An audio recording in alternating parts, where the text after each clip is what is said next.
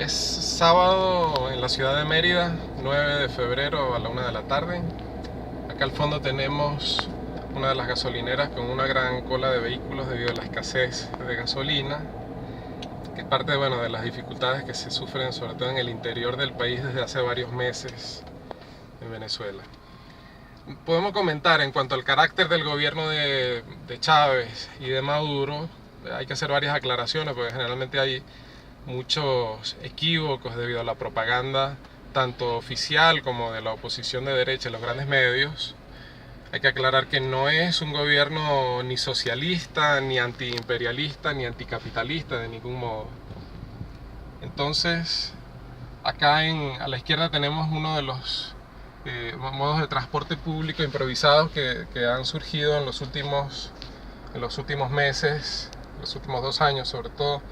pero más que todo en los últimos meses debido al desastre del transporte público. La mayoría de las unidades de transporte público han salido de circulación por falta de repuestos. Y bueno, como decía, no es un gobierno ni socialista, ni revolucionario, ni antiimperialista. Hay que recordar que, por ejemplo, Maduro a comienzos del 2017 donó $500.000 para la toma de posesión de Trump. Es un gobierno que mantiene relaciones con las transnacionales petroleras que están enclavadas en la industria petrolera venezolana, como por ejemplo la Chevron, que es la empresa yanqui que tiene mayor presencia en la industria petrolera venezolana de todas las empresas extranjeras que participan, sobre todo en el esquema de empresas mixtas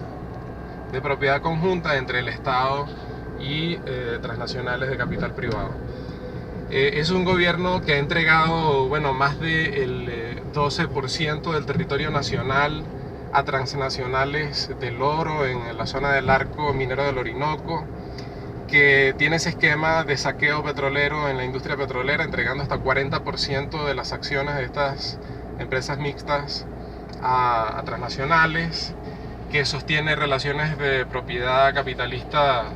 digamos, lo que es la propiedad privada de los medios de producción, que ha rebajado los salarios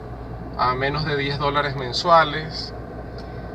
aplicando un ajuste brutal que excede ampliamente lo que han sido los ajustes aplicados en España o Grecia en años recientes.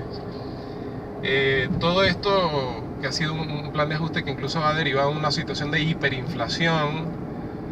lo ha hecho el gobierno para poder mantener los pagos de deuda externa a buitres financieros como Goldman Sachs, buitres financieros de Wall Street.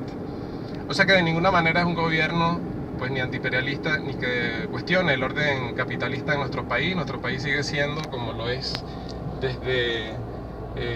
mediados del siglo XX, un país semicolonial, que lo que exporta son materias primas, fundamentalmente petróleo. Y es importante eso, tener en cuenta que la desigualdad social, lo que tiene que ver con el acceso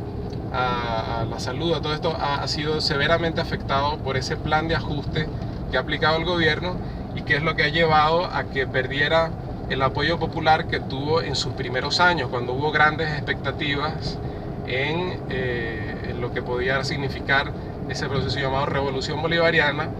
pero expectativas que fueron frustradas en la medida en que el gobierno no rompió ni con el carácter capitalista del país, ni con su subordinación al imperialismo, su sometimiento económico por parte de, sobre todo de Estados Unidos, y sostener una ubicación periférica subalterna en el capitalismo mundial, sobre la base también de una gran represión del movimiento obrero, del movimiento popular, de los sectores indígenas que se han movilizado por sus derechos en los últimos años.